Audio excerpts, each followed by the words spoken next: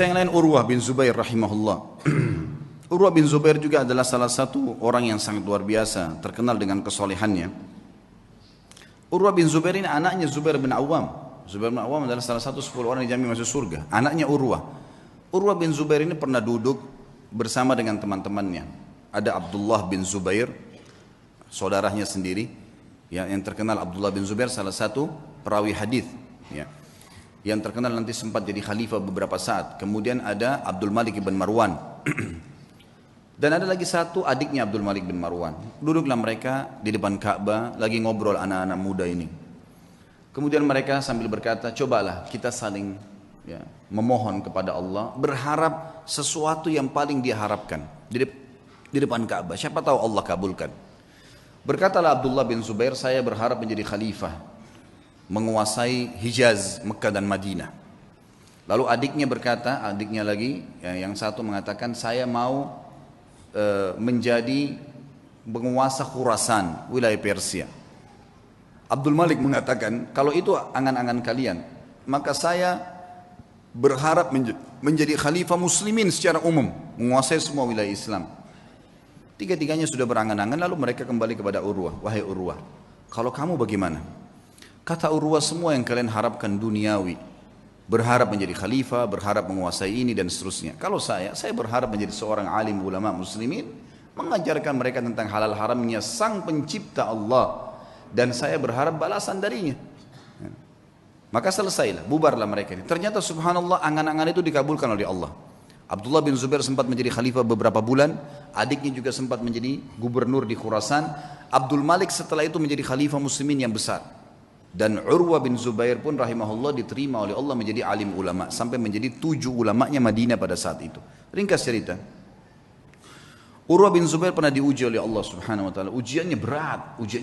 Orang-orang beriman ini ujiannya berat. Tapi subhanallah, iman itu dijadikan, ya, kalau begini memahami teman-teman, kalau ada ujian yang berat datang kepada antum, lihat orang yang lebih berat, misal masalah utang, terlilit utang, misal ada penyakit. Coba lihat orang yang lebih berat, karena ada orang yang lebih berat daripada kita, pastinya itu, tidak mungkin tidak. Dan juga teman-teman sekalian, bersangka baiklah dengan Allah.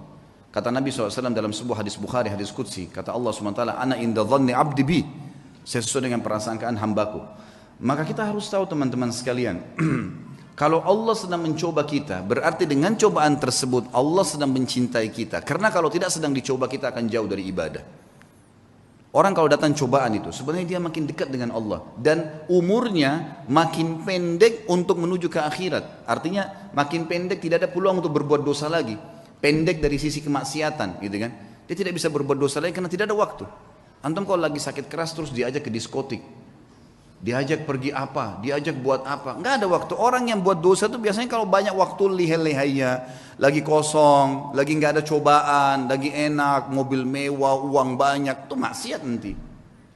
Allah dengan maha cintanya kepada hambanya, dengan kemahamurahannya mendatangkan cobaan supaya dia tetap begitu, biarin dia begitu, karena dia Allah tahu dengan begitu makin pendek umur untuk bermaksiat, tidak ada waktu bermaksiat, dan dia makin dekat dengan akhirat, dan itu pahalanya sudah cukup untuk memberikan derajatnya di surga sampai pada target. Seperti itulah. Maka nikmatin tuh cobaan, ya, jangan terlalu banyak mengeluh. Coba nikmatin. Nanti akan kita sebutkan kisahnya. Urwah rahimahullah, beliau pernah mendatangi seorang khalifah, adiknya lagi Hisham, namanya Al-Walid ibn Abdul Malik. Al-Walid ibn Abdul Malik ini teman dekatnya dia, gitu kan. Jadi khalifah setelah kakaknya meninggal, kemudian diundanglah Urwah bin Zubair ini rahimahullah dari Madinah datang ke Irak, di Damaskus waktu itu. Dia bawa anak laki-lakinya teman-teman sekalian. Anak laki-lakinya ini anak laki-laki yang sudah hafal Quran, umurnya sekitar 20 tahun, dibawa sama Urwah, dan ini mau dicetak jadi kadernya dia.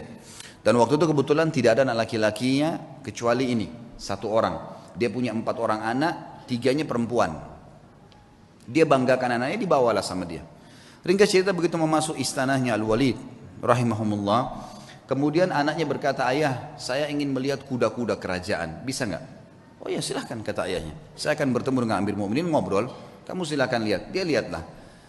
Lagi ngobrol nih, Urwah bin Zubair sama Khalifah Al-Walid lagi asyik ngobrol, tiba-tiba datang berita.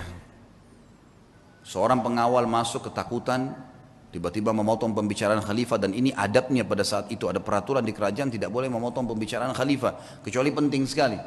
datang ketakutan dan akhirnya dia mengatakan saya harus memotong pembicaraan Anda. Kata mereka, kata Al-Walid, kenapa kamu ini? Ada apa memotong pembicaraan saya? Sahabat saya baru datang terus tiba-tiba dipotong. Ada penting? Ada penyerangan musuh? Dia bilang enggak Amir Mu'minin, ada penting tapi bukan penyerangan musuh. Anaknya Tuan Urwah mati. Tadi di kandang kuda, waktu dia lagi nonton kuda Anda, kuda kerajaan, saking asyiknya sampai kami sudah menahan tapi dia tetap mau mendekat. Ada satu ekor kuda mengangkat kakinya menendang dadahnya mati, sekarang tergeletak mati. Kami bingung mau ngapain nih. Anaknya tadi satu-satunya laki-laki umur 20 tahun mati. Al-Walid kaget, ini yang tendang kudanya dia, mati di kerajaan dia. Tetap dia shock gitu kan, tidak enak. Tapi subhanallah dia balik ke arah Urwah, Urwah senyum. Urwah senyum. Lalu Urwah mengatakan, Inna lillahi wa inna ilahi raji'un. Berikan jenazahnya biar saya yang urus. Dengan sangat tenang dia turun dari duduk tadi bersama khalifah, dia lihat jenazah anaknya, ditutup matanya, diuruslah jenazahnya sama dia, dimandikan. Kata perawi kisah ini, tidak ada setetes pun air mata yang jatuh dari matanya Urwah. Dia urus jenazahnya selesai. Kemudian dia bilang sama Walid, saya mau turunkan anak saya di kuburan sendiri. Baiklah, turun. Begitu turun subhanallah di kuburan. Dalam kisah ini dikatakan ada satu penyakit teman-teman. Penyakit ini saya tidak tahu dalam bahasa Indonesia, tapi dalam bahasa Arab disebutkan gargarina namanya. Gargarina ini penyakit harus amputasi, nggak bisa enggak. Kalau kena itu biasa ada di jenis-jenis tanah tertentu. Jadi orang turun tidak pakai sendal, di zaman dulu itu bisa kena dan itu tidak ada obatnya zaman dulu. Harus dipotong, dia membusuk tiba-tiba kakinya. Urwah rahimahullah begitu turun, taruh jenazah anaknya, begitu sudah keluar, pas keluar kakinya kena gargarina itu. Kena penyakit, tiba-tiba membusuk, ya kalau kita mungkin bonyok gitu ya, sudah mulai menghitam, tiba-tiba dalam sekejap. Lalu waktu Urwah mau jalan nggak bisa, dicek ada tabib, ada Walid datang situ, khalifah juga lihat ini kenapa nih, panggil tabib, kata ini kena gargarina. Apa solusinya? Harus dipotong. Dalam waktu yang sama nih, anaknya baru mati ditendang kuda, dikubur pada saat itu, dia pun kena penyakit ini, harus potong kakinya. Amir Mu'minin Walid bilang, coba tanya jalan keluar ada obat, nggak ada, ini nggak ada lain. Baiklah. Kata Urwah waktu ditanya, bagaimana Urwah? Senyum. Inna lillahi wa inna ilaihi raji'un. Udahlah, potong aja. Potong kaki ini, bukan potong daging biasa. Ya, potong aja. Baiklah. Kata Amir Mu'minin, baiklah kalau gitu. Sampai taruh Urwah bin Zubair di ruangan yang paling leks di istana ini. Dan lakukan pemotongan di sana. Taruhlah sebuah tempat yang mewah segala, tabibnya datang. Tapi dia bilang, wahai Tuan Urwah, kita ini akan memotong daging Anda dan tulang Anda. Tradisi kami adalah harus pasien mabuk, minum khamr, tidak sadar, baru kami potong. Kalau enggak bisa. Kata Urwah, demi Allah saya tidak pernah nyentuhkan setetes pun di tenggorokan saya yang haram. Masa sekarang saya mau, begitu cobaan datang saya mau pakai minum ini? Enggak bisa. Lalu apa solusinya? Pokoknya jangan pakai ini. Musyawarah sama Walid, ya Amir Mu'minin bagaimana nih, tamu anda nggak mau minum khamr, kita nggak ada solusi lain, pikirin cari jalan keluar, tapi yang penting aman. Gak lama kemudian datang tabibnya bawa 10 orang laki-laki semuanya bodyguard, kekar semua badannya. Kata Urwah, untuk apa nih? Untuk pegang anda nih, nggak ada solusi lain, harus pegang, nggak boleh bergerak, ini daging sama tulang saya akan potong, gerak sedikit ini sudah salah. Kata dia, saya tidak perlu sama mereka. Lalu apa jalan keluarnya, wahai Tuan? Kaki anda harus dipotong, kalau enggak nyebar ke seluruh tubuh. Saya akan bertasbih dan bertahlil, berzikir kepada Allah. Kalau kau lihat wajah saya sudah merah, potong kaki saya. Kata tabibnya, ya sudah, mau apa ini, enggak ada solusi lain. Baiklah, suruh keluar semua. Lalu kemudian mulailah tabib ini menyuruh 2 orang ya, pendampingnya untuk menyiapkan segala yang berhubungan dengan kebutuhan untuk memotong itu. Lalu Urwah mulai tutup matanya sambil subhanallah, walhamdulillah, wala ilaha illallah, wallahu akbar. Direnungi dalam hati, diresapi. Dan betul wajahnya berubah jadi merah. Memerah. Kata tabib, betul saya lihat wajahnya merah, saya potong kakinya. Saya potong kakinya. Terpotonglah kakinya. Begitu selesai terpotong, gitu kan? Kemudian ditahan darahnya, lalu saya mengatakan, Tuan Urwah, sampai Urwah berzikir, subhanallah, walhamdulillah, wala ilaha illallah, wallahu akbar. Tutup mata. Lalu ditepuk, wahai Tuan Urwah, kaki anda sudah kami potong. Dia bilang alhamdulillah. Biasa. Kakinya dipotong nih, alhamdulillah. Terus kata tabibnya, tapi belum. Darah masih ngucur. Kami butuh memberhentikan darah itu. Kata dia, berhentikanlah. Dia bilang tidak ada jalan lain kecuali kaki anda kami rendam di minyak panas. Nggak bisa, harus minyak panas baru bisa. Minyak panas langsung membuat itu berhenti darahnya. Dia bilang lakukanlah. Saya akan berzikir lalu lakukan. Dia baca subhanallah, alhamdulillah. Kalau wajah saya memerah, tutup. Tapi subhanallah manusia, begitu dia berzikir ditaruh minyak panas, dia sempat teriak sebentar lalu pingsan. Urwah rahimahullah terkenal teman-teman sekalian tidak pernah meninggalkan rubu' Al-Quran. Rubu' ini 10 juz setiap hari. Selalu bacaannya, tidak pernah tertinggal. Dalam kisahnya dikatakan dalam 3 hari khatam Quran, selalu bacaannya. Dan tidak pernah ketinggal 10 hari. Dan satu-satunya hari yang dia tidak baca 10 juz itu hari itu saja. Dikatakan dalam kisah hidupnya. Dan maka dia punya julukan kalau nggak salah Khazinul Quran, sahabatnya Al-Quran gitu loh. Ringkas cerita teman-teman, setelah dipotong, pinsankan tadi, direndam dengan air panas, air minyak panas dia pingsan. Setelah dia bangun dia bilang, mana telapak kaki saya? Didatangkan, orang semua heran kenapa dia bilang minta kakinya, diambil sama dia lalu diangkat sama tinggi lalu dia bilang, demi Allah selama 40 tahun, itu umurnya Urwah 40 tahun, selama 40 tahun belum pernah sekalipun saya gunakan kau ke tempat yang haram, dan saya bersyukur kepada Allah karena kau dikembalikan padanya dalam kondisi kau suci. Tidak pernah satu kali pun ke tempat yang haram. Dia berikan kesaksian terhadap dirinya, dan ini boleh diucapkan kalau seorang mukmin yakin dengan apa yang dia lakukan. Baiklah. Kemudian setelah itu dia pulang ke Madinah teman-teman sekalian. Tentu sebelum pulang ke Madinah Amir Mu'minin ini bingung gimana caranya meringankan bebannya Urwah nih, supaya dia bisa tenang. Subhanallah, di hari yang sama dengan hikmah Allah ada suku Arab datang, Badui. Mereka kelihatan dari padang pasir, kondisinya sangat susah gitu. Masuk, ada satu di antara mereka matanya buta, ditopang oleh teman-temannya. Begitu masuk kata Al-Walid, apa cerita kalian nih? Dari mana kalian? Kami dari kampung ini kami butuh ini dan seterusnya. Terus ini yang buta kenapa nih? Ceritalah. Walid ini bilang saya tidak tahu kenapa saya tanya. Kata yang buta itu, wahai Amir Mu'minin, saya pemimpin mereka. Saya kepala sukunya. Dan saya ini Amir Mu'minin adalah orang yang paling sehat dulunya. Mata saya sehat, orang yang paling kaya dan paling banyak keturunan saya. Tapi keadaannya sekarang jadi begini. Kata Amir Mu'minin, memang apa ceritanya kamu nih? Dia bilang ceritanya begini Amir Mu'minin. Satu malam saya sedang jalan sama istri sama anak saya semua sama dayang-dayang saya, jumlahnya banyak nih, ratusan orang. Semua harta saya bawa. Saya mau pindah kota. Kami turun di sebuah lembah, tiba-tiba waktu lagi tidur malam, ada banjir nggak tahu dari mana di padang pasir tuh lembah, mengangkat semuanya, kemah-kemah, harta, unta-unta, semua anak istri saya mati semuanya. Terbawa dengan air, banjir tiba-tiba, nggak tahu dari mana. Ini kisah nyata, semuanya hilang. Ya. Dia bilang saya pun menyelamatkan diri saya dengan bergelantung di sebuah pohon yang masih ada di situ. Saya pegang. Pada saat saya lagi pegang pohon itu, saya melihat air sudah hilang, gitu, sudah mulai reda. Tinggal ada satu ekor unta yang terikat di tali tadi, dan ada anak saya tergantung dengan bantal tidurnya itu di sebuah ranting pohon, gitu. Maka saya pun turun melihat anak saya masih hidup. Saya pun coba selamatkan dia. Saya biarkan anak saya di situ, kemudian saya kembali ke unta tadi ingin membuka talinya. Waktu saya ingin membuka talinya, saya dengar anak saya menangis. Saya balik, ternyata leher anak saya, kepalanya sudah di mulut serigala. Dia bilang saya balik, mau kejar udah nggak bisa. Anak saya sudah dibawa lari sama serigala itu. Maka saya coba mau selamatkan diri saya sendiri. Begitu saya balik ke arah unta ini mengangkat kakinya dan menendang ke mata saya sehingga saya buta. Maka dalam satu malam Amir Mu'minin saya jadi orang yang buta, jadi sakit. Anak istri saya hilang, harta saya semua habis. Kata Amir Mu'minin Al-Walid, alhamdulillah yang telah mengutus kamu datang ke sini. Berikan semua apa yang dia mau orang ini, penuhi semua kebutuhannya dan bawa dia kepada Urwah, suruh ceritakan kisahnya. Diceritakan lagi kisahnya untuk meredam. Ya ternyata di atas Urwah masih ada yang lebih berat gitu.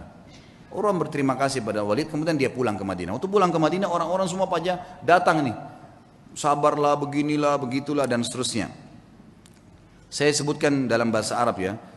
Kemudian pada saat orang banyak mengatakan kepadanya sabarlah dan seterusnya, lalu dia mengatakan kepada tamu-tamunya, la yakhluwannakum ma tarawun. Jangan sampai kalian merasa sedih dengan apa yang kalian lihat, atau kalian mungkin menganggap ini sesuatu yang berat. Faqad wahaballahu azza wa jalli arba'a minal banin. Sesungguhnya Allah mengaruniakan saya 4 anak. Fa akhadha wahidan, dia mengambil 1, wa abqali 3, dan masih memberikan saya 3. falahul hamd, maka saya bersyukur dengan itu, dengan matinya anak saya. Wa a'tani arba' minal atraf, dan memberikan kepada saya 4, 2 tangan 2 kaki. Fa akhadha minhu wahidan, dan dia cuma ambil 1 saja. Wa abqali 3 falahul hamd, dia meninggalkan 3, saya bersyukur dengan itu. Kakinya dipotong bisa bersyukur, luar biasa ya. Fa wallahi, demi Allah, dia bilang, dia motivasi dirinya dan juga motivasi kepada orang yang dengar. Lau akhadallahu minni qalila, kalau seandainya Allah mengambil sedikit dari saya, faqad abqali katsira, dia telah meninggalkan buat saya hal yang banyak. Fa in ibtalani marrah, kalau dia coba saya dengan 1 kali, faqad ta'lama afani marrat, dan dia telah memaafkan saya dan menyelamatkan saya dalam banyak kejadian yang lain. Semua orang pun akhirnya berterima kasih pada Urwah, dan akhirnya mereka pergi. Dan beliau berkata kepada anak-anaknya pada saat itu, untuk menjelaskan apa yang membuat dia kekar seperti itu. Ya baniya, wahai anak-anakku, yang masih hidup ada 3 orang, ada istrinya, semua keluarganya masih ada. Ta'allamul ilm, belajarlah ilmu agama yang benar. Wa'tuhu haqqah, dan lowongkan waktu untuk itu, kasih haknya. Jangan cuma anggap remeh kapan ada waktu ta'lim, enggak. Luangkan waktu, harus setiap hari dengar ilmu. Innakum in takunu sighara qaumin, kalau seandainya hari ini kalian menjadi orang yang kecil, fa'asallahu an yaj'alakum bil ilmi kubara'al qaum, maka satu waktu pasti Allah jadikan kalian orang yang besar karena ilmu itu.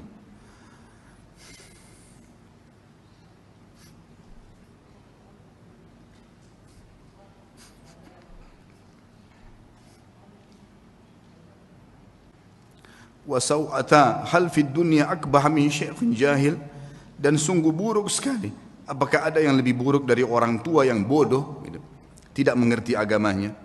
Lalu beliau berkata juga, iyyakum antarau sadaqata annaha sadaqatun bal i'tabaruha hadiyah, hati-hati jangan pernah kalian melihat amal yang kalian kerjakan atau sedekah yang kalian keluarkan adalah sedekah yang kalian anggap remeh, tapi jadikanlah sedekah itu sebagai hadiah tahdilillahi azza wa jal, yang kalian berikan hadiah kepada Allah subhanahu wa ta'ala. Wala yahdiyanna ahadukum lillah, dan janganlah kalian memberikan hadiah sesuatu untuk Allah. Yastahi an yahdiyahu li azizil qaum, yang dia malu untuk memberikan kepada terhormatnya kaum atau pejabatnya satu kaum. Fa inna Allah azza wa jal azzu wa akramul kurama, karena Allah itu adalah zat yang paling pantas untuk dimuliakan, dan dia adalah zat yang paling layak dan paling pantas untuk memberikan balasan yang lebih mulia. Wa haqqu an takhtar li hadiyatikum, dan yang paling pantas kalian berikan hadiah yang terbaik dari kalian. Kemudian beliau mengatakan, ya baniya, wahai anak-anakku, idza ra'aitum min rajulin fi'latal khair, kalau kalian melihat dari seseorang perbuatan baik darinya, fa'ammilu bihi khaira, maka pasti jadikan orang itu baik, sangka baiklah kepada orang itu. Wa in kana fi nadarin nasi rajulus su', walaupun dia di mata orang dianggap buruk, fa innalaha akhwatun amsalihah, karena perbuatan baiknya itu pasti punya saudara-saudara kebaikan yang lain. Wa idza ra'aitum min rajulin fi'latal syarr, kalau kalian melihat perbuatan buruk dari seseorang, laki-laki atau seseorang, fahdharuhu, hati-hatilah dari orang itu. Wa in kana fi nadarin nasi rajulun khair, walaupun di mata manusia dia adalah orang yang baik, fa innalaha akhwatun amsalihah, karena perbuatan buruk itu punya saudara-saudara yang ikut dengannya. Wa'lamu, ketahuilah, annal hasanati tadullu ala akhawatiha, bahwasanya semua kebaikan-kebaikan akan mendatangkan saudara-saudaranya. Wa annas sayyiati tadullu ala akhawatiha, dan seluruh dosa-dosa juga memiliki saudara-saudaranya.